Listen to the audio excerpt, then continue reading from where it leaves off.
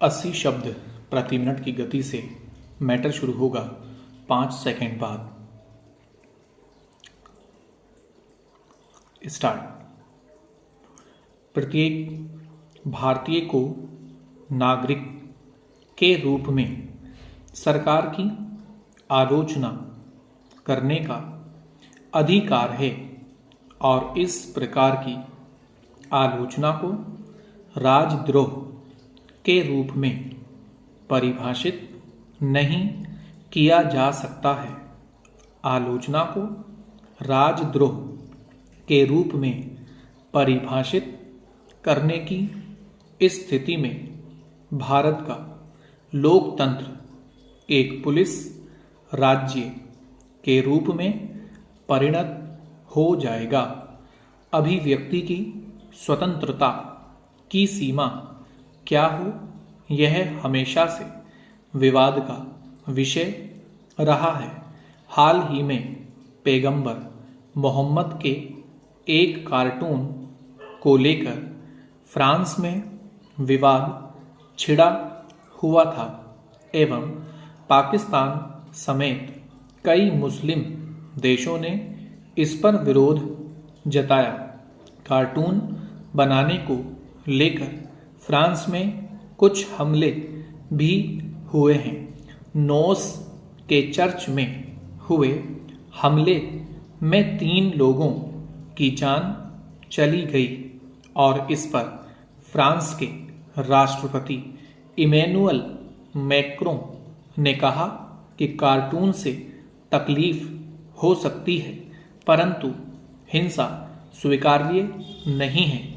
देखा जाए तो कई बार आतंकवादियों के लिए भी स्वतंत्रता की अभिव्यक्ति और मानवाधिकार की बात की जाती है, लेकिन स्वतंत्रता एवं स्वच्छंदता में फर्क होता है।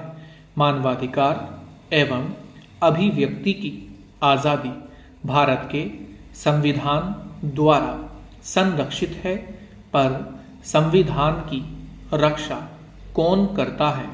जो संविधान की रक्षा करता है उसके मानवाधिकारों की रक्षा की बात क्यों नहीं की जाती? उसकी अभिव्यक्ति की आज़ादी का क्या?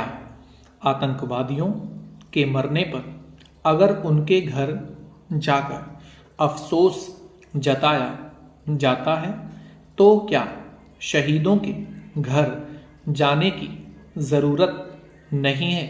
क्या उस सिपाही का मानवाधिकार नहीं होता जिसके ऊपर पाकिस्तान से पैसा लेकर कश्मीरी युवक पत्थर फेंकते हैं? इसलिए मानवाधिकार और अभिव्यक्ति की स्वतंत्रता की राष्ट्रहित में मर्यादा निश्चित की जानी आवश्यक है। विश्व के अधिकांश देशों द्वारा अपने नागरिकों को अभिव्यक्ति की स्वतंत्रता प्रदान की गई है, परंतु ऐसे भी बहुत से देश हैं जिन्होंने इससे दूरी बनाकर रखी है।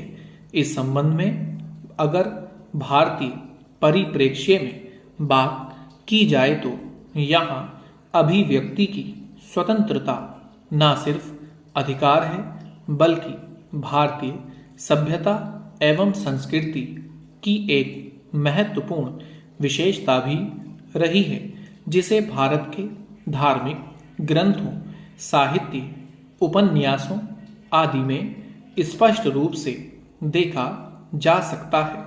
अभिव्यक्ति के स्वरूपों की बात की जाए तो इसमें किताब, चित्रकला, नृत्य, नाटक, फिल्म निर्माण तथा वर्तमान में सोशल मीडिया को सम्मिलित किया जाता है।